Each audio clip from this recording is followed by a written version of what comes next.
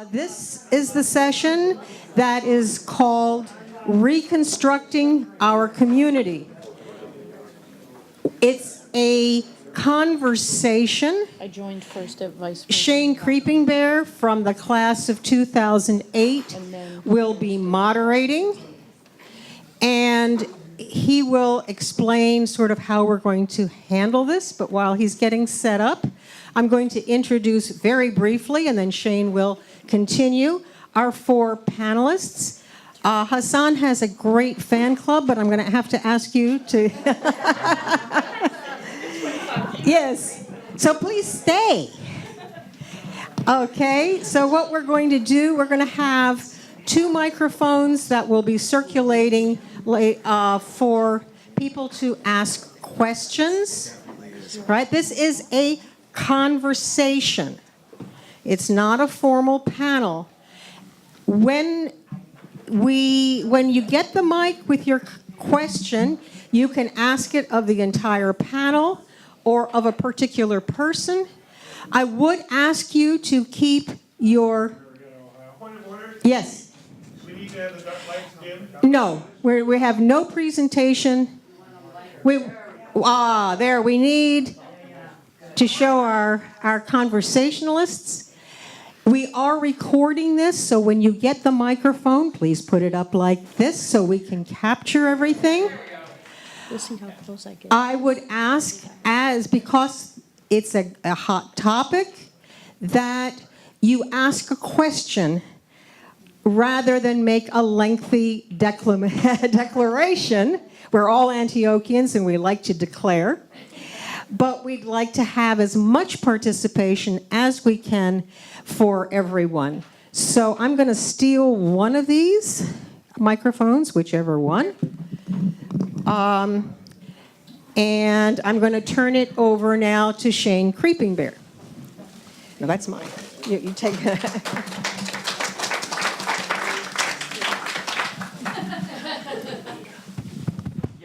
That one works. Hello, everyone. Thank you for coming to the panel today. I am your moderator, Shane Creepingbear, class of 2008. Woo! It's my 10-year anniversary since graduation. All right, today we have Hassan Rahmanian, emeritus faculty, presidential professor of political economy. He joined the Antioch faculty in 1986. He taught a variety of courses in support of a management program, Social and Global Studies Institute, Social Sciences Division, and Political Economy major. Hassan held several administrative positions, including Department Division Chair, and was a member of ADSIL for several terms, both as faculty and community representative. Hassan was one of the organizers of the Nonstop Antioch Institute and a member of its executive collective after the closure of the college. Upon reopening in 2011, Hassan returned to the college as its first VP for academic affairs, helped build and run the first new curriculum, hire and develop the first 3 groups of faculty, and organize processes for seeking state authorization and North Central accreditation. Before his retirement last June, Hassan served as the Dean of Global Education. Woo!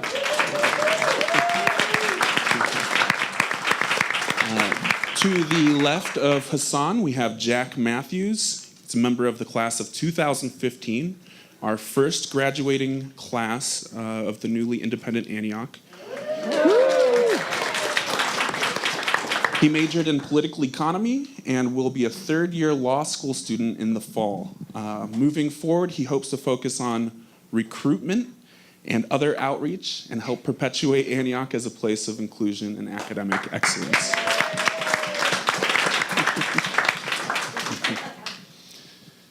All right, we have to the left of Jack, Dr. Lori Collins Hall, former faculty member, oh my gosh, current provost of Antioch College, Lori came to Antioch, took the role of VP for Academic Affairs, and then took the role in 2016 as Provost.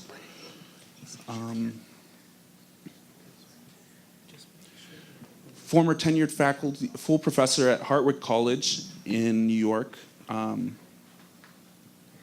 Yes, spearheading the academic program here currently at Antioch.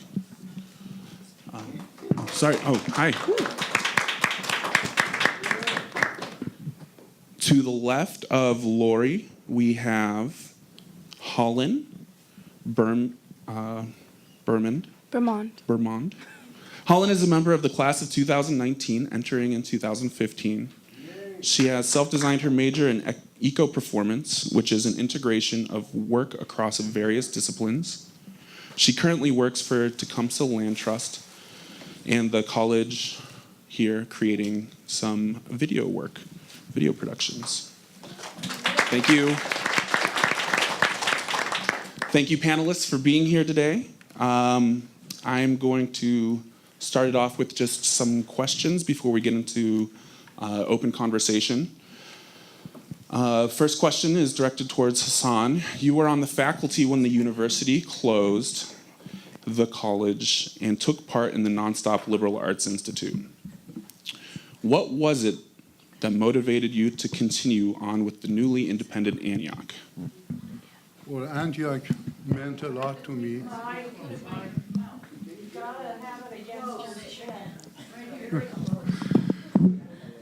Yes, Antioch means a lot and meant a lot to me, and so the journey with the institution.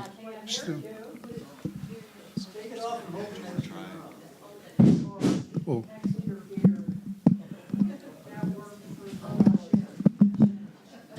Okay.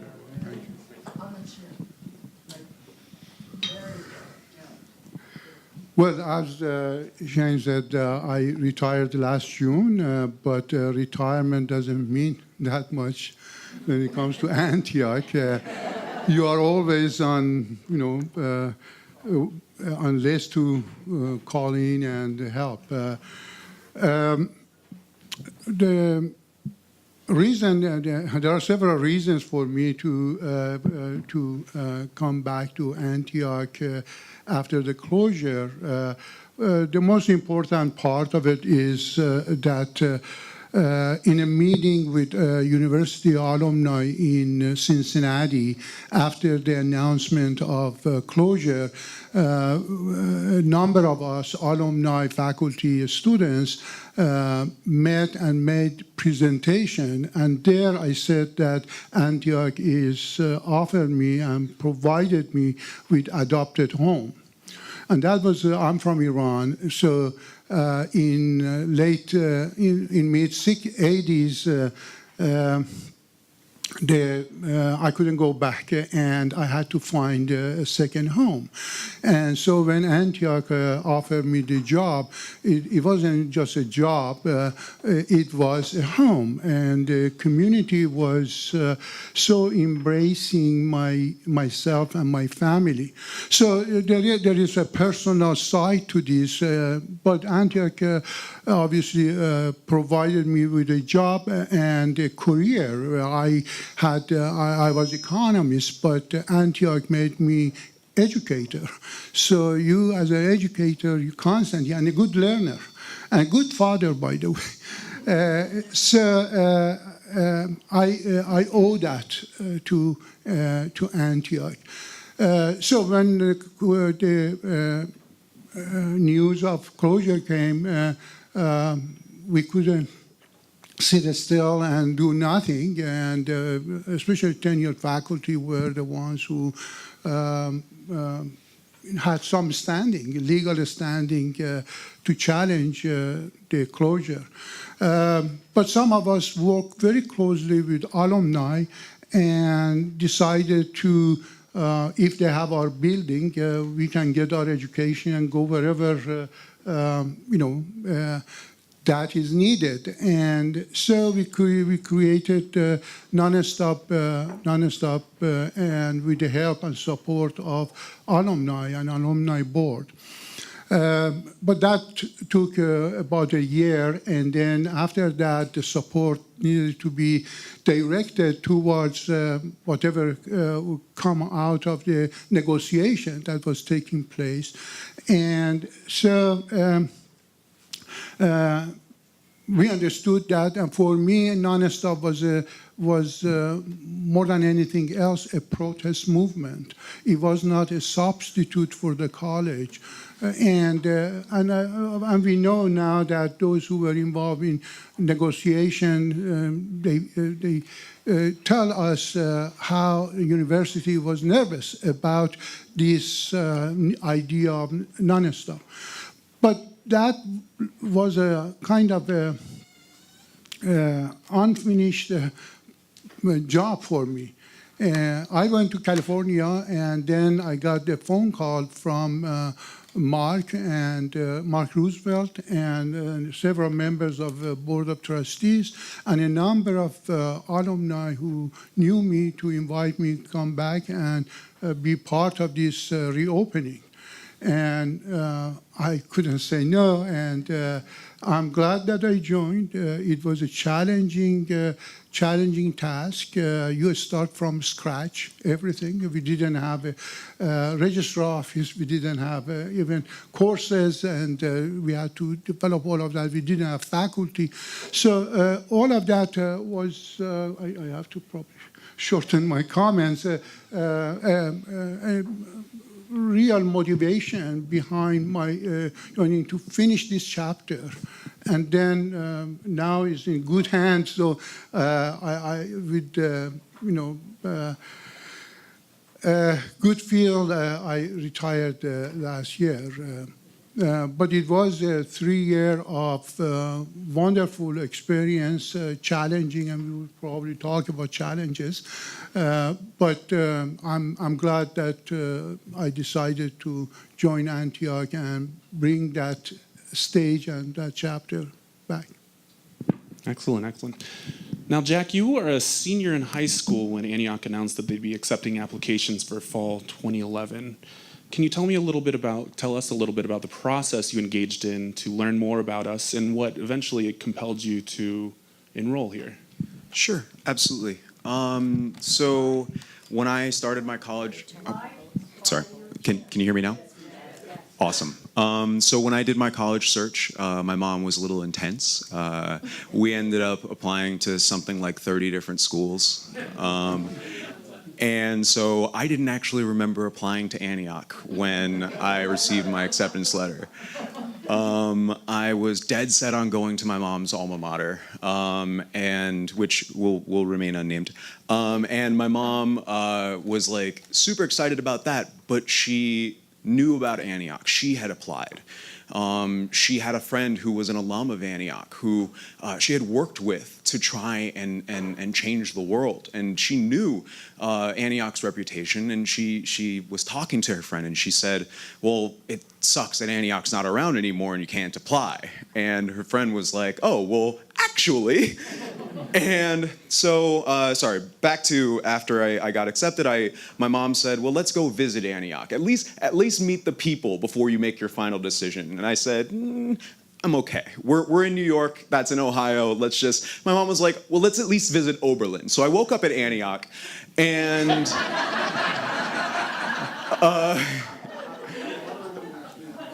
and I figured, all right, well, now that I'm here, and I did. I met the people, and I met Shane, I met Mark Roosevelt, I met Hassan on that first day, and I met a lot of my fellow accepted students.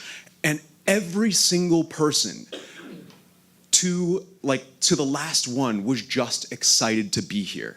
They knew what the school was about, and the school had just been brought back for a reason, by extremely motivated people who were not just motivated to bring the school back, but who were able to do it in so short a time. It was just incredible to me. And then to hear why was even more. to hear about people's co-ops, the experiences that they had here that I could not imagine having happened at any of these other schools that I had just spent so much time visiting. And I signed the papers right there. I was on board. So I wouldn't have changed that for anything, and I'm glad I made the choice that I did. Thank you. Now, Lori, you were a tenured full professor at Harvard College in New York. What motivated you to give all that up and join the as yet unaccredited Antioch College in 2014?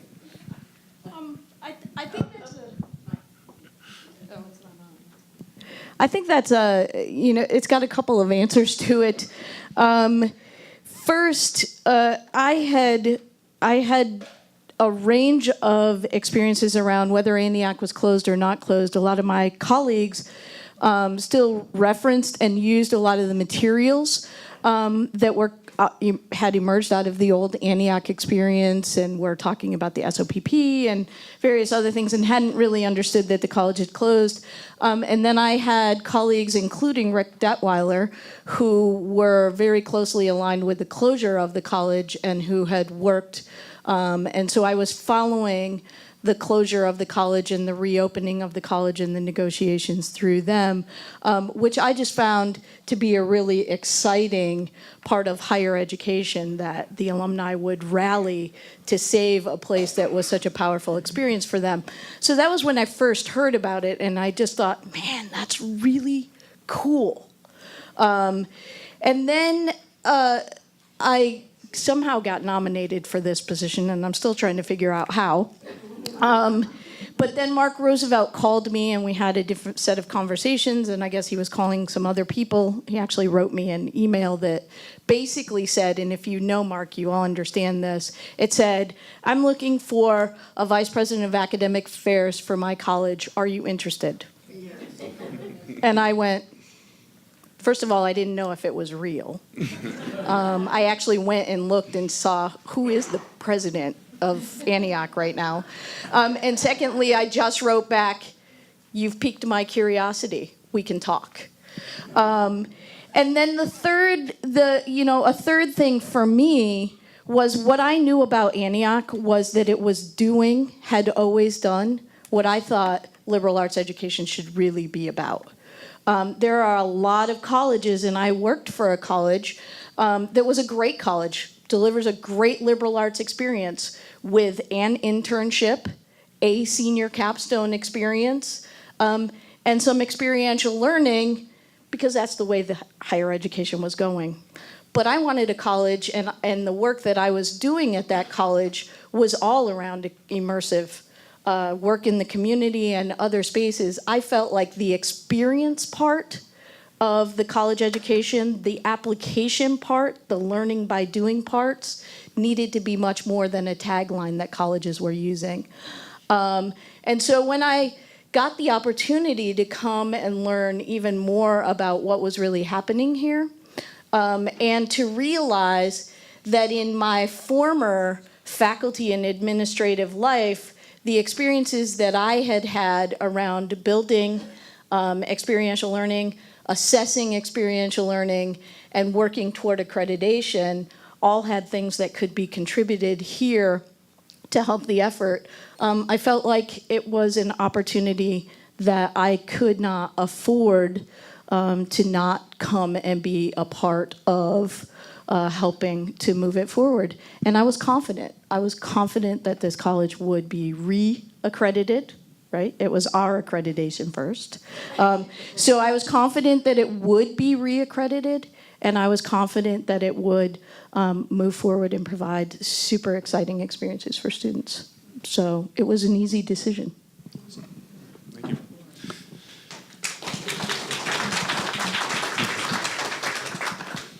Now, Hollyn, you also began your application during a time when Antioch had yet to receive its accreditation.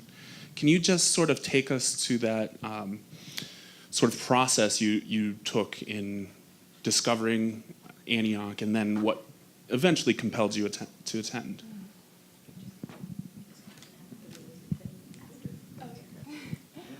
All right, so in high school, all throughout high school and a little bit afterwards, so about 5 years, I spent at this public access TV station in Denver, and the director is actually an alumni of Antioch. So that is how I heard of Antioch, and we're really close. And she was like, Hollyn, you would love Antioch. You'd fit right in.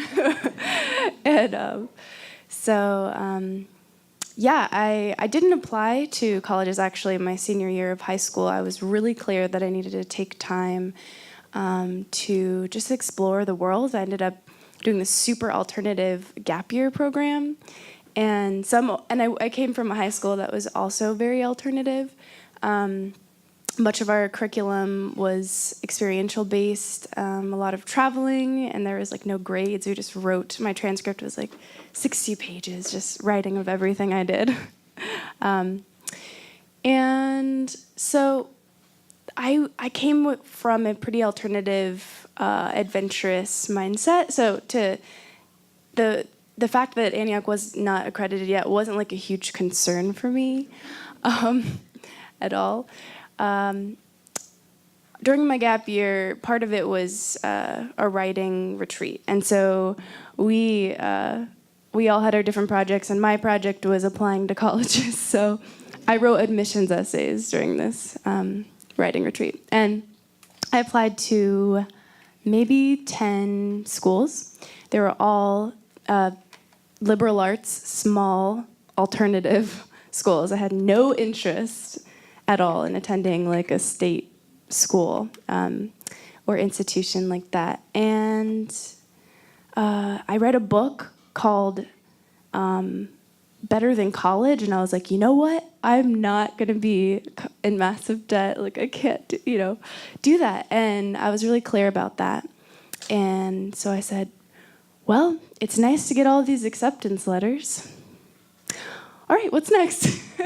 So I was actually planning to not go to school because I didn't come from a family that encouraged me to go to college. In fact, they encouraged me not to. And they didn't have a lot of like financial resources to support me. And so that's where I came from. Then I was like, all right, I'm going to design my own radical education. And then Antioch called me, and they informed me, and it was Kyle Long at the time. I don't know if any of you know Kyle, but he was an incredible admissions person, very personable, charismatic, and kind and honest. And we connected and talked for like an hour the first time we talked. And I was, at that point, I was like, wow, out of all the interviews of all the schools, I felt like he was like a real person I was talking to.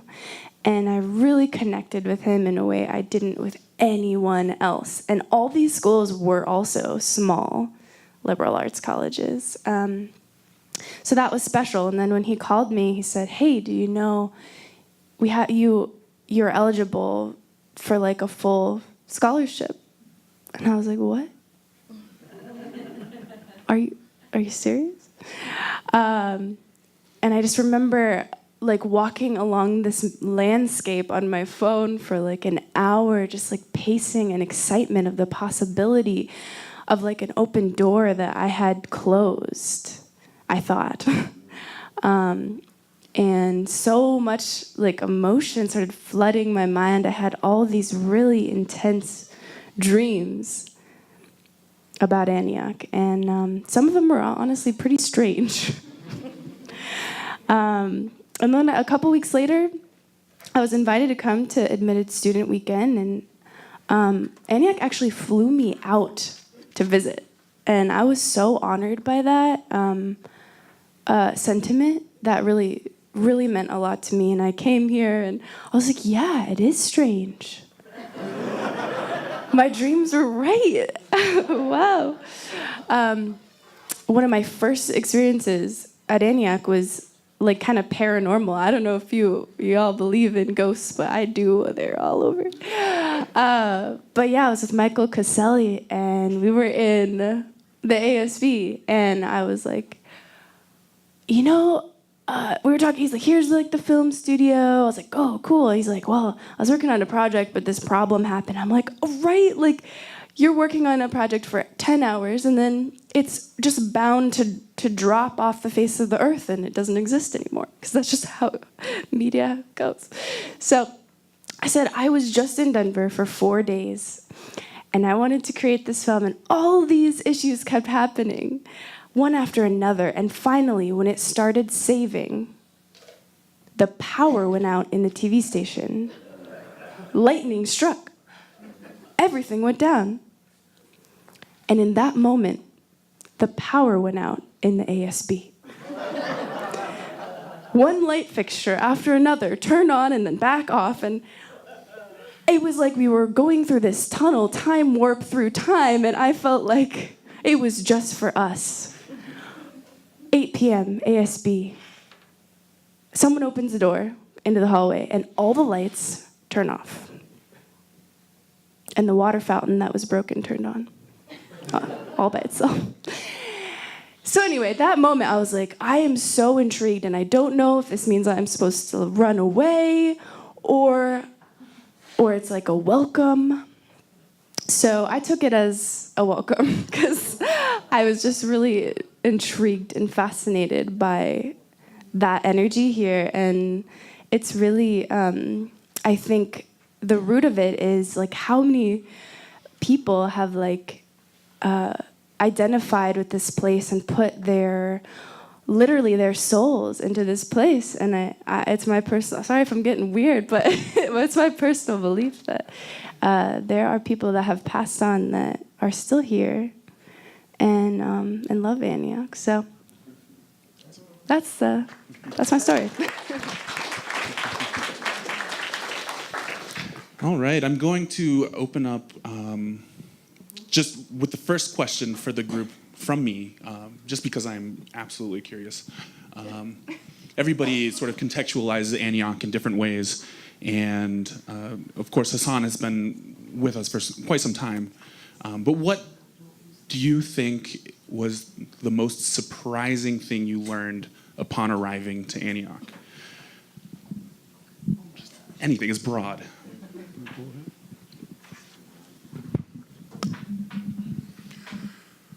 Well, that question surprised me. Actually, in a positive way, surprised me was Al Gustin was hired in 1985 and as the next president of Antioch. And they decided that they have an inauguration, although that immediately put faculty and students into a lot of discussion, debates, and points of view. And the second week of my coming to Antioch, there was an inauguration ceremony, and part of it was forming a roundtable conversation and discussion with some of alumni. Hollyn Bermond moderated that conversation. And on the panel were Stephen J. Gould, Clifford Geertz, Warren Bennis, and some of these people basically were leaders or writers or scientists whom I had so much of respect and used actually Geertz's book in some of my classes before coming to Antioch. So as I sit there as a just 2-week-old being at Antioch, to listen to these stories, and they are good at storytelling. I mean, that's one thing that if I want to articulate the abilities built at Antioch is storytelling. You ask about co-op, and then you have it for an hour of details. Easy. So they were really generous with their comments. But that afternoon, when I went back to my class, I couldn't see my students as who they were, but who they would be or could be. And that was a frightening experience because they actually quoted the faculty whom they had course with 30 years ago. And so, oh my God, whatever I say, there might be some. And actually, one of the students in that class, 4 years later, she was leading a major organization in Haiti when Haiti was in revolutionary process. So it was surprising and at the same time eye-opening in that how transformative Antioch could be. And George Geiger, by the way, when Antiochians talk about their experience, Co-op obviously occupies 90% of those stories.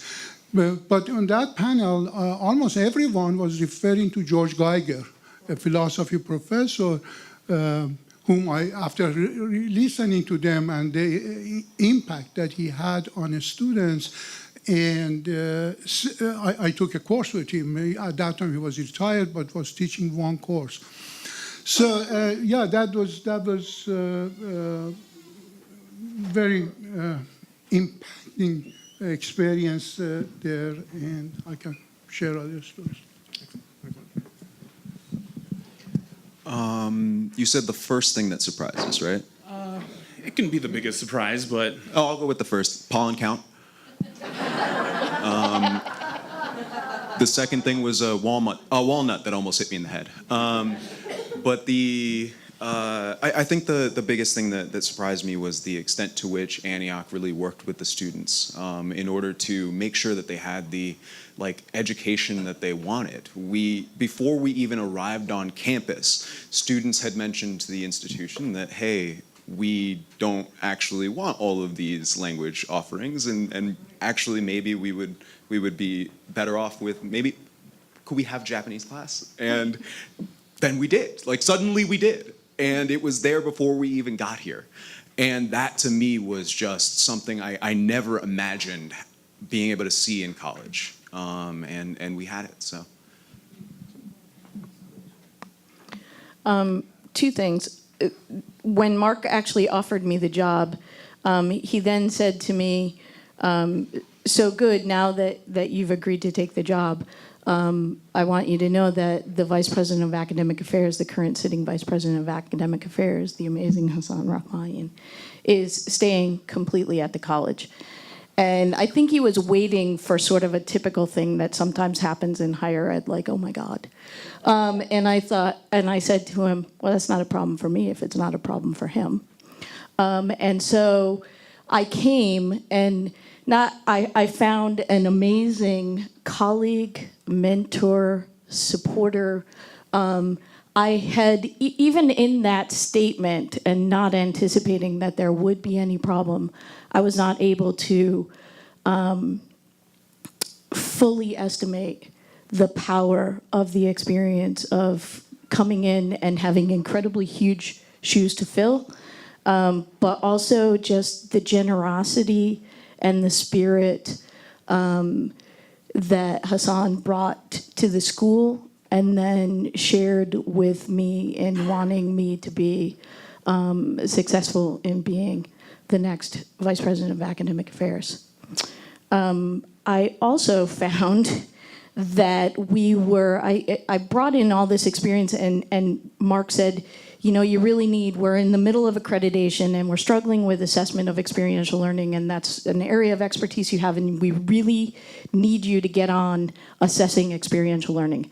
And so I thought, okay, I'm coming in July, that's the middle of the summer term, but in the fall, my first faculty retreat will be around assessing experiential learning. And then about 2 weeks in the door, I figured out that it was the class of 2015 was rising into their senior year, and we had nothing for senior sequence except 3 course descriptions. And I said, perhaps my first retreat will be about designing the senior sequence. So. I'm still in reflection of that first time I ever came to Antioch. The admitted student weekend, I'm kind of a rebel. Like I'm like, well, this is the planned series of events, but I'm gonna go talk to students because I want the real deal. I want to know what's really going on. So a lot of my time I sort of would slip out of whatever was planned, and I would say, all right, tell me about Antioch. Like, tell me about your experience. I'd ask vague questions because I didn't have much to go off of, and ended up getting some really raw, real answers. And I felt like, wow, that really impressed me because at other colleges I feel like, it's more sugar-coated or there's some dreamy vision or something, and I'm definitely a dreamy person that would be attracted to that, but I was just I was shocked by how real people were, and I really respected it, even in the challenges. Here's what doesn't work for me right now, or here's what has been really challenging. And I was like, wow, here we are, we just met, and you're telling me, about your world and about this world, and I respected that, and I felt honored by that, because, it's don't lie to me, So one gal said, Antioch is raw, gluten-free, in terms of people. She's describing the qualities of people. and that really stuck with me. And I was like, all right, I can see the full picture, and I want to see and embrace the full version of me too, not just the good parts, but the parts that are challenging and the parts that encourage growth. And so that shocked me in a good way. Because it was an insight into how I would become more of a integrated person, whole person. Yeah. Awesome. Thank you. At this time, I'm going to go ahead and open up the floor for questions, conversation-related things. What have we learned in the past decade? Where are we going? So we have two volunteers in the audience, Heather and Karen, who will be passing around a microphone. Just raise your hand, and we'll get a mic to you. Can you hear me? I like that question. Sorry. Where do you see it going from here forward? Is it directed at anyone specific or the? No, like a lightning round, 1 or 2 minutes each. How's that? Let's make it quick. I think what I expect is a matter of my hope. And I know that after 30-some years intensively work at Antioch and get educated by Antioch, I think there is also the element of creativity and boldness, courage. And I think those were principles that guided us in doing nonstop. So there is this, I think, part of DNA is that, but this is not a faith in some way. I know that there are elements that you have to put in place in order for that to happen. But after so many years and seeing, I worked before closure, Antioch College closure, I work on 6 different curricula. These are major changes in curriculum each time, and 3 different calendars. And not many schools try these things, so everything is in flux in a way, and something positive come out of it. So that's the basis of my hope or faith, if you like it, and the commitment of colleagues who are putting all their energy into this with love and with attention. So I'm positive. There are good things are happening, and I am not directly involved, but reading about it and talking to people, it's very, very hopeful. And by the way, that's also a problem of not just Antioch. As you know, liberal arts colleges everywhere are experiencing the same question of identity of the institution. Who are we? Why? What does it mean to be Antioch? All these questions, I think, is part of value statements and mission of the college. I'm excited by and I'm confident that we continue to build on the history and the legacy of Antioch and the mission and values that it's always had. And even inside new curriculum and all the many curriculums that we've had, I know sometimes when you transition curriculum, people are afraid of what that will mean for the college and for the college experience. And I know from the ways that we approached it and the values that I heard the faculty talking about and the input of the students that we have today, that Antioch will continue its legacy of being on the cutting edge and challenging the social problems that are in front of us every day. And that's really what a college education should be about, and the skills to do that no matter what the issue in front of us is really the most important transferable skills that you can offer in a curriculum to students. Excellent. Yes, we have a question. Can you? Hi. I'm sorry. Oh, sorry. I'm sorry. I brought my soapbox with me, but I promised that I wouldn't get on it. So I just want to agree with what's been said so far and say that I think that we're in a time of transition nationally right now. And my hope for the college is that we're able to find the place that we made for ourselves 150 years ago, 160 years ago. And that this is now going to be the time, in addition to all the other times, when people realize they really need Antioch. And we're going to do the right thing. It'll be great. Antioch is always transforming. Every single quarter is different. Every single quarter. Every single quarter is different. Every year, then, is very different. And every class that would say they had a different set of challenges that were overcome, and there's new ones, but those are the last ones, have transformed. It is always transforming.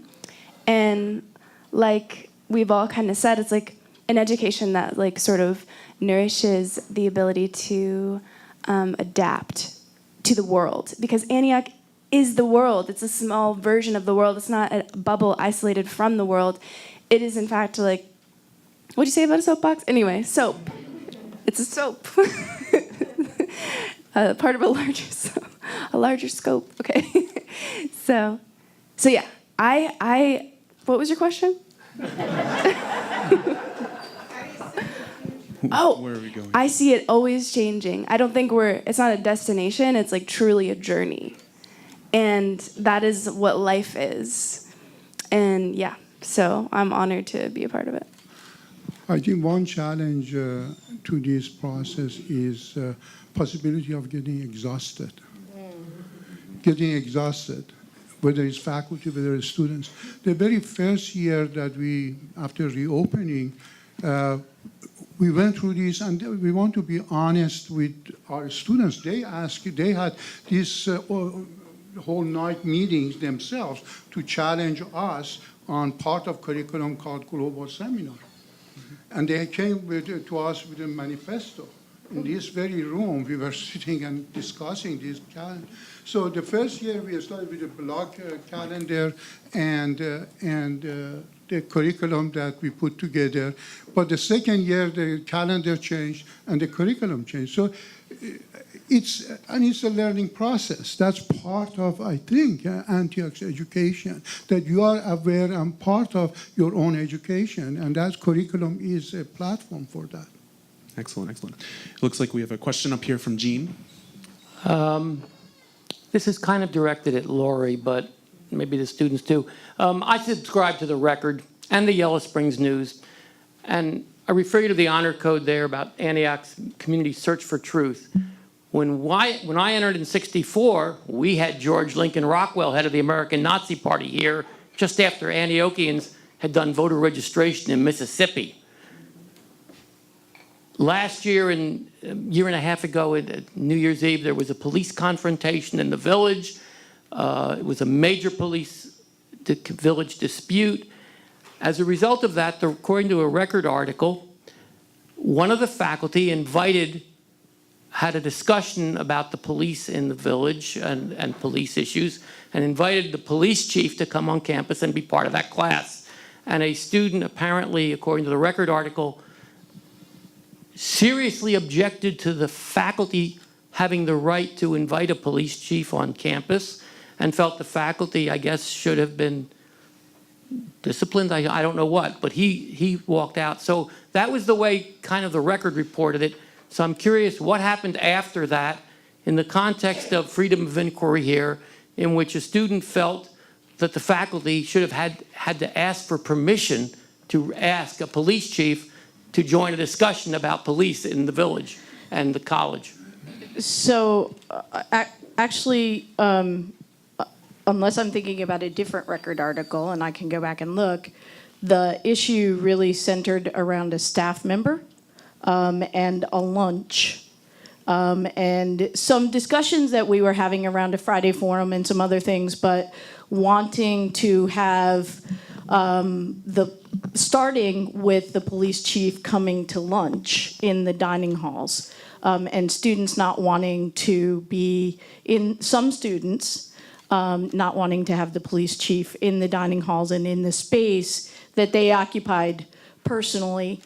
And so the staff member heard that feedback, and the police chief heard that feedback, and the police chief stepped back, and then we started to have discussions about why that is valuable and why, again, dialogues across differences and different perspectives and the service work of police officers in our communities and the importance of police officers and police service and protection to the college, but began that as an educational sort of campaign and a set of campus discussions rather than forcing the issue of having the police chief come to the dining hall services, to the dining halls. And since then, we have been able to have police on campus for forums. We honor the fact that students would prefer them to not be in uniform, but we also recognize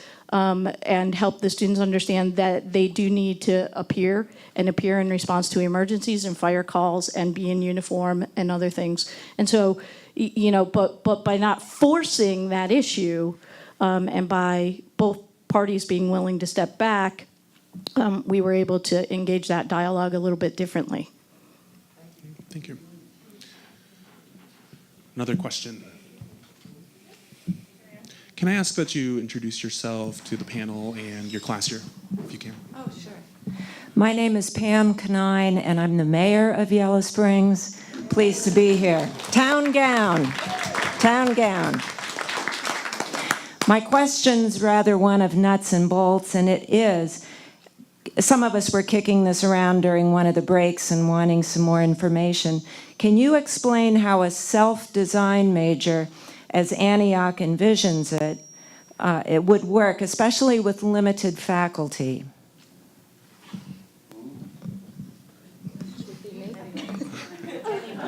Yeah, you answer it first. Okay. So I want to get your question right. So you're wondering, how is it possible to self-design a major with such limited staff or faculty? Okay. My perspective is it's actually easier, because when there's so many specific different structures and requirements for a major, faculty need to continually teach those required courses over and over, and so it doesn't leave much flexibility. In fact, and it's like actually more stressful on a small staff and faculty. But to have more self-design, there's more flexibility in terms of like what can be offered, and it opens up for like more like community like collaboration and meaningful projects, and I would say more meaningful education. And that's coming from someone who is self-designing, maybe someone who is like really set on like biomedical science would have a different answer, because there are specific required classes that need to be taught every single year. Did you have a hand? Well, when you're done, there's a couple things. Okay, sure. But as someone who is self-designing, I would say, and someone who also has experience with schools that have more flexibility in curriculum in that way, because I went to high school like that, it allows for more success and like less stress on everybody. Yeah. So a couple of other things that the self-design offers us. First of all, it did open up our curriculum. So students have more free choice and faculty have more free choice around what it is they want to teach to align with what the students of that period of time are really looking for. The second thing is aligning our calendar. We were very thoughtful about our calendar reconstruction in alignment with self-design. And so aligning it with the Southern Ohio Conference on Higher Education schools that we can exchange with, we've actually opened up other possible courses that students could take and build into their self-design on an individual level for the tuition that they pay here at Antioch. That's a free exchange for those courses. So being able to go and have a great course in media design, for example, at Wright State, that could be open now because there's alignment of the calendar and because her curriculum design offers her to be able to actually build that in as part of her major rather than have to try to find space in her existing schedule to take it. And then the third thing is it really does open up the possible avenues for teaching for our faculty, because they can now teach along the lines of their passions and their interests. And students can take those in alignment with those majors, as opposed to, as she said, having to teach certain track that is really not negotiable. And if faculty member is the only person or one of two people in their major, there's required courses that are built in all the way along. That's not to say we don't have required courses. We do have required courses. We do have foundational courses. But it opens up the flexibility a lot. It's not as many that just have to be rotated on a sequence of once a year and things. Can I add two absolutely. points? One is in our educational model, co-op plays an important role. So students, while they're on co-op, can choose co-ops that fit their self-design major or expand that. Second, I think advantage of self-design is students going through that process. The conversation they have, the research they do, it's so rich, and many times we give even credit to that process of designing your major because it's a great learning experience. And we have to remember self-design has actually been here all along, and it's been our largest enrolling major. So We have time for just about one more question. Yeah, absolutely. All right, peace. My name is Truth. I'm a current student, class of 2020. I was going to say something about the self-design, but I don't have to say anything because y'all did a good job. And thank you for everybody that's up there. Thank you for the alumni for allowing me to experience this wonderful situation. So much I wanted to say, but I just wanted to talk about, I can sum it up with talking about the police situation.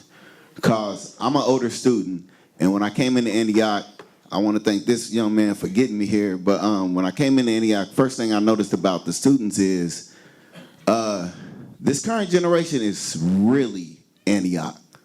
They demanding what's theirs, and they're not standing on any old rules, any old regulations, any old labels, anything.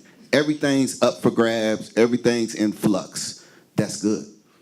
Thing is, we have to understand, or we have to understand what's real, what's universal, what should be there.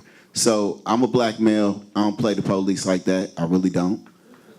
I'm scared every time they get behind me. I don't have no drugs on me. But I mean, that's real. But I also understand security, safety, and things of that sort. And I talked to security about this because something happened on campus and the students was like, we don't want them here and this and that. And I'm like, but if we build a relationship with our security, the police don't have to come here, you know? And I want, one thing I feel is so beautiful, I leave my computer in Weston, I don't lock my door, and it's all good. And it took me a minute to get used to it, but I believe it. You feel what I'm saying? And so, like, we want to keep that. So it's cool for them to say, we don't want the police up here. We don't want them in the uniform. That's cool. And that the fact, that's what I love about Antioch. Antioch listens to the students automatically. That thing about Japanese explains it to me because I was like, why Japanese? But first day I walk in class, the teacher says, all right, so now we got to get the guidelines of how we're going to do class. I was like, what? You know what I'm saying? So, and then another class is like, now we need to structure our syllabus. I'm like, what? You know, everybody, no teacher, unless she wants to be called or he wants to be called doctor, no teacher forces you to put that there, and they respect the students, you know, and that's important. That's important. And I love Antioch, love the experience. I'm a self-design major, hip-hop education. It allows me to take my passions and what I know and not be limited to what Antioch doesn't have. Because right now, Antioch really doesn't have education classes. And I want to be a teacher, but I want the co-op experience and all of that stuff too. Yeah, peace. Thank you. Thank you. All right. Does Joan, would you like to ask one question of the panel? First, I want to make a comment and then a question. The comment is to a question that a comment that Hassan made about people getting tired. And that may well be a problem, but I just want to point out that amazingly, incredibly, the alumni never get tired. I mean, the alumni have sustained this school for year after year after year. Whether you know it or not, the business model of this school is philanthropy. That's the business model. And it's the alumni who don't get tired, and they come back year after year, and the ones who aren't here are just as passionate as the ones who are, most of them. So that's my comment. So that if the faculty and students get tired, just look to the alumni, and you'll get some energy. Okay. My question is about co-op. Maybe this was discussed endlessly before I came here, but I don't, in the president's presentations, I don't hear a lot of emphasis on co-op.